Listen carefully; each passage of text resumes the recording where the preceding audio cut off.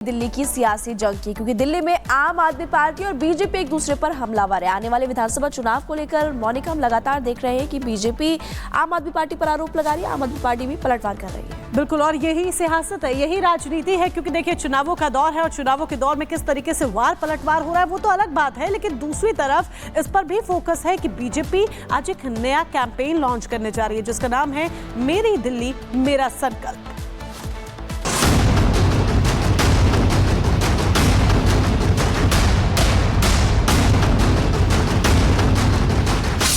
दिल्ली में चुनाव, आरोपों वाला दांव, फ्री का फंडा, चुनावी एजेंडा। दिल्ली में यूं तो दिसंबर की ठंड ने अभी दस्तक दी है, लेकिन यहां का राजनीतिक तापमान मई जून के महीने की तरह गर्म हो चुका है। जैसे जैसे यहां चुनावों की तारीखें करीब आ रही हैं, वैसे वैसे बयानबाजी और आरोपों की नई लिस्ट जारी करने का काम तेजी पकड़ चुका है।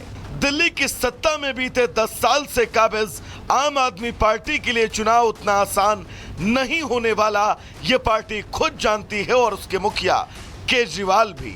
यही वजह है कि दिल्ली विधानसभा के आखिरी सत्र में केजरीवाल ने ना ही अपने पिछले किए कार्यों की चर्चा की, ना ही भविष्य के किसी रोड मैप का जिक्र।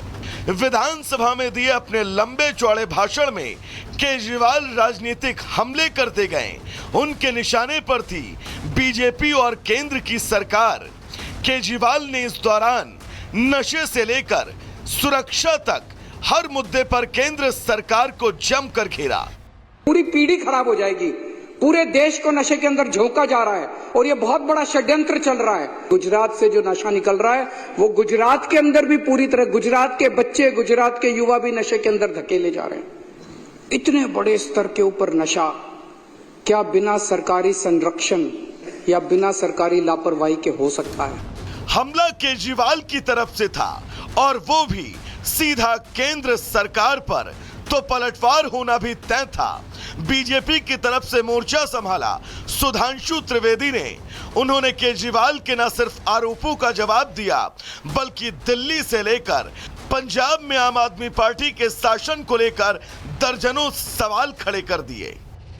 स्वर्ण मंदिर के द्वार के ऊपर गोली चलना, पूर्व मुख्यमंत्री और पार्टी के अध्यक्ष रहे उनके ऊपर हमले का प्रयास दर्शाता है कि पंजाब में स्थिति किस सीमा तक पहुंच गई है, और इसका जवाब पंजाब सरकार को देना होगा। इसमें कोई शक नहीं कि दिल्ली के चुनावी दंगल की लड़ाई दिलचस्प होने वाली है। एक तरफ आम आदमी पार्टी दिल्ली में अपनी सत्ता को बरकरार रखने की लड़ाई लड़ रही है, तो वहीं दूसरी तरफ बीजेपी दिल्ली से अपना वनवास खत्म करने की जुगत में है। बीजेपी जानती है कि केजरीवाल की छवि भ्रष्टाचार के आरोपों से कुछ फीकी पड़ी है और वो मुख्यमंत्री की कुर्सी से फिलहाल दूर है। ऐसे में केजरीवाल को घेरना आसान होगा। बीजेपी आज से दिल्ली में जनसंपर्क का बिगुल फूंकने वाली है। इस दौरान बीजेपी व्हाट्सएप के जरिए दिल्ली की जनता से मेरी दिल्ली मेरा संकल्प थीम के तहत लोगों से विकास से जुड़े सुझाव मांगेगी। मकसद साफ है, आम आदमी पार्टी और बीजेपी दिल्ली के चुनाव की तैयारियों में अब जुट चुकी है।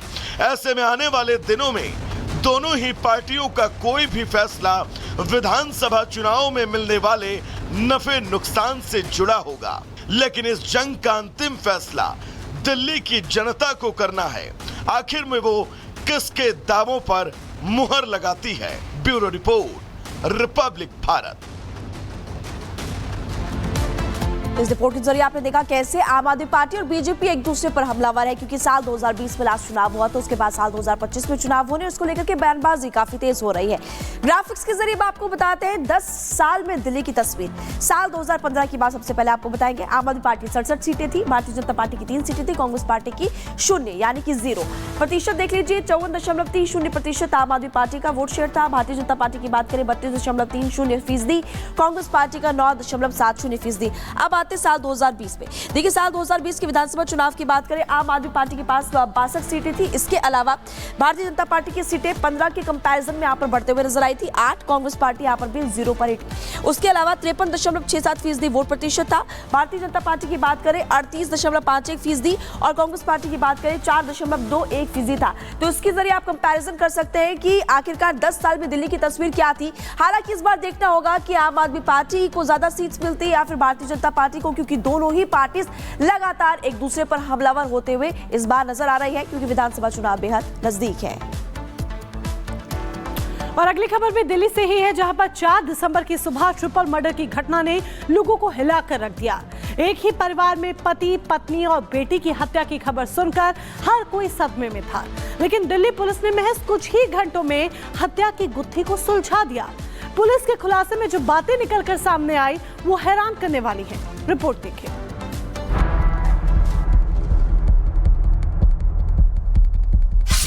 दिल्ली ट्रिपल मर्डर में बड़ा खुलासा।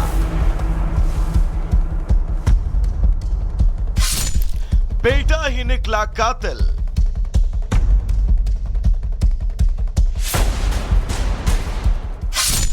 खत्म कर डाला अपना परिवार।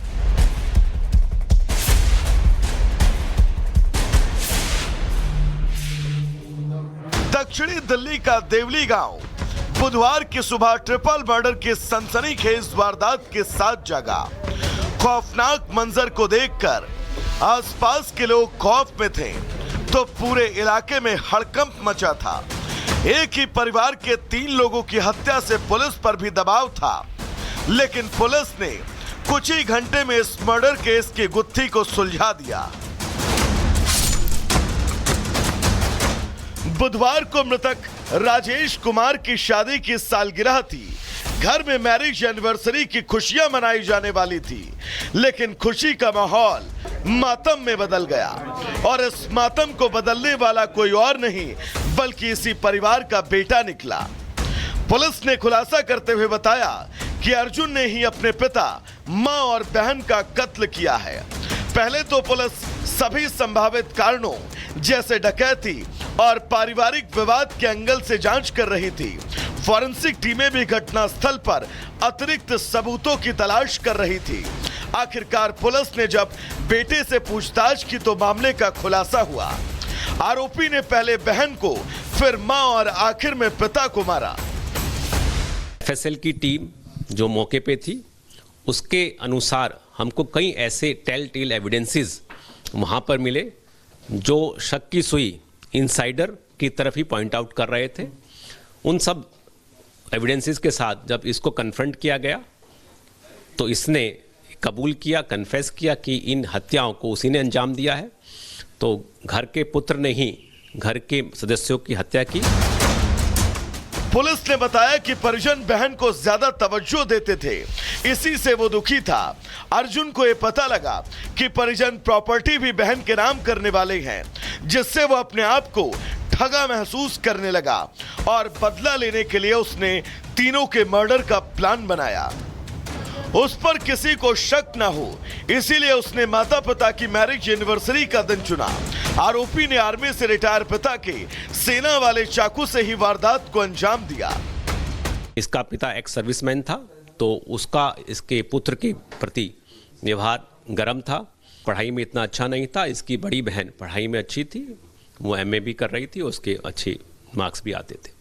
तो वो एक अपेक्षित महसूस करता था कि सारा प्यार, स्नेह और वो बड़ी बहन को मिलता है, मुझे उतनी तवज्जो या समर्थन नहीं मिलता। साथ ही साथ इसको ये भी कहीं से सुनने में आया कि इसकी संपत्ति का ज़्यादा हिस्सा वो अपनी पुत्री या इसकी बहन को देने वाला है। पुलिस के खुलासे के बाद हर कोई हैरान है। जिस जायदाद के लिए कलयुगी बेटे ने परिवार को खत्म कर डाला, वो अब सलाखों के पीछे है। हत्या को अंजाम देने से पहले वो भूल गया था कि कर्मों का फल यही भोगना पड़ता है। Bureau report, Republic Bharat. आगे बढ़ते हैं। नेपाल के जनकपुर में सीताराम विवाह के उत्सव की तैयारियां पूरी हो चुकी है। इस उत्सव की बात करें तो 7 दिन तक चलेगा। बिल्कुल, ये उत्सव 7 दिन तक चलेगा और यही एक बड़ी वजह है कि 7 दिनों के उत्सव को के देखते हुए श्रद्धालुओं में भारी उत्साह देखा जा रहा है। तो उधर अयोध्या में भी रामायण मेले का शुभारंभ होने जा रहा है।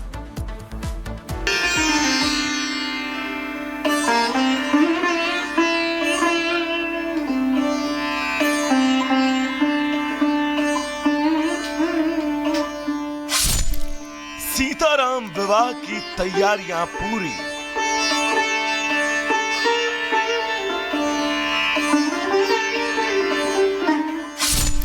फूलों से सजाया गया जनकपुर।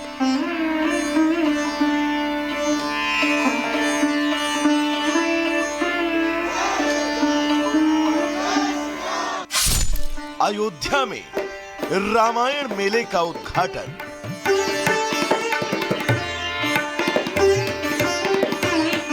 आगामी 6 दिसंबर को होने वाले